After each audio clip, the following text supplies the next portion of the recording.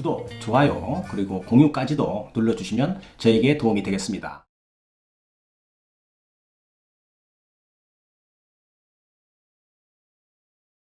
안녕하십니까. 교통사고 합의 전문 채널 유국장TV입니다. 유국장TV는 사고 후에 교통사고에 대한 법률적인 지식이 없어서 힘들어하는 피해자를 위하여 정보를 드리는 교통사고 상담 전문 채널입니다. 만약에 유국장TV의 영상을 봤음에도 불구하고 궁금사항이 있다면 911LAW입니다. 카톡 아이디인데요. 이쪽으로 문의하시면 교통사고에 대한 궁금증은 모두 해결해 드릴 수 있습니다. 이때 진단서, 사고 차량 견적서, 사고 불박 영상, 정밀검사 판독지를 카톡으로 보내주시면 검토해서 제가 상담자에게 답변을 드리도록 하겠습니다. 오늘은 교통사고 피해자 중에서 말이죠. 척추 압박골절의 진단을 받았다면 압박골절은 어떠한 병이고 또 어떤 치료를 해야 하고 어떻게 보상을 받아야 하는지에 대해서 설명을 드리는 시간을 갖도록 하겠습니다.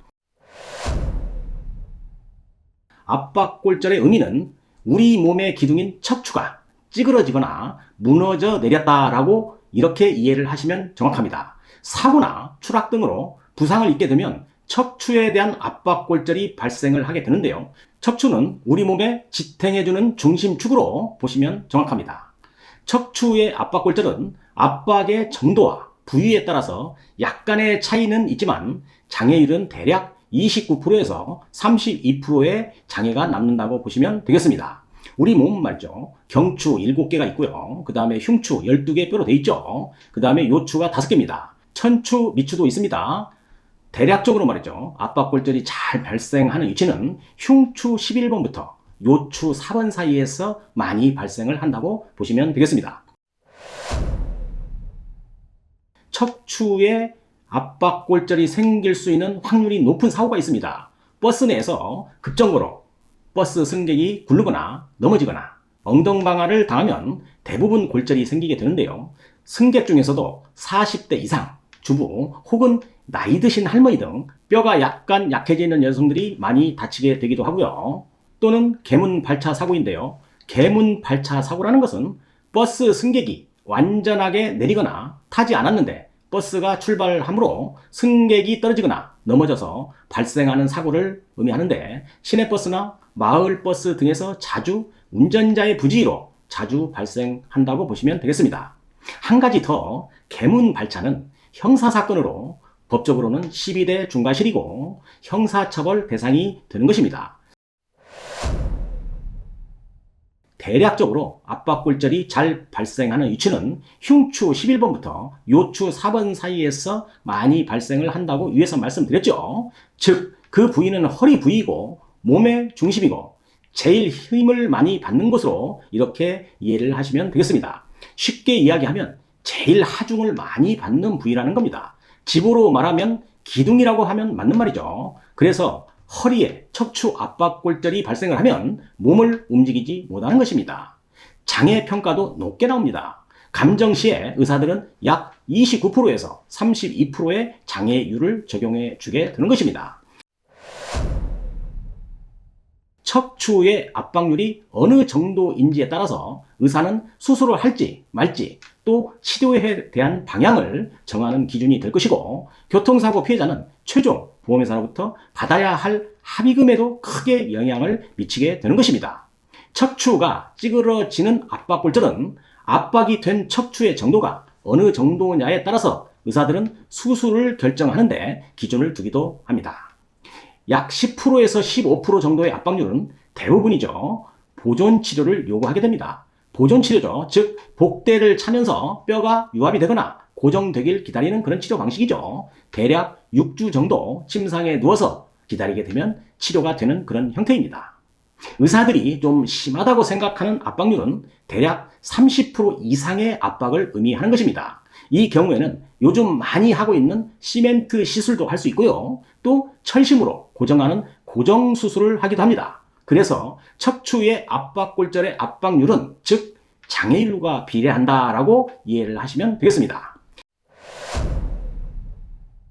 29%에서 32% 장애인데요.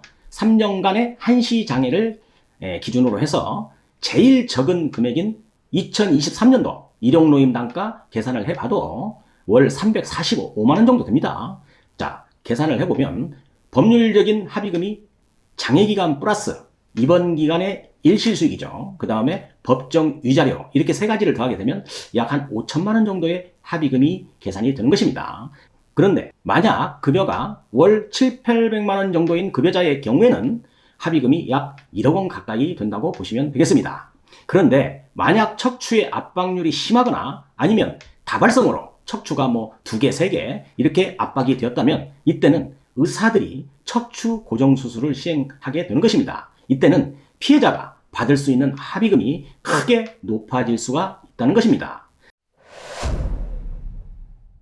척추의 골절이 다발성으로 여러 개가 부러졌든지 아니면 압박률이 심해서 척추를 고정해 주지 않는다면 척추에 문제가 생길 수 있다거나 시간이 지나면 더 찌그러지면서 몸의 상태가 악화될 수 있다는 판단이 되면 의사는 척추 철심 고정 수술을 하게 되는 것입니다. 이때는 척추 마디에 나사로 고정을 하고 철심을 연결하는 후방 고정 수술을 하게 되는데요.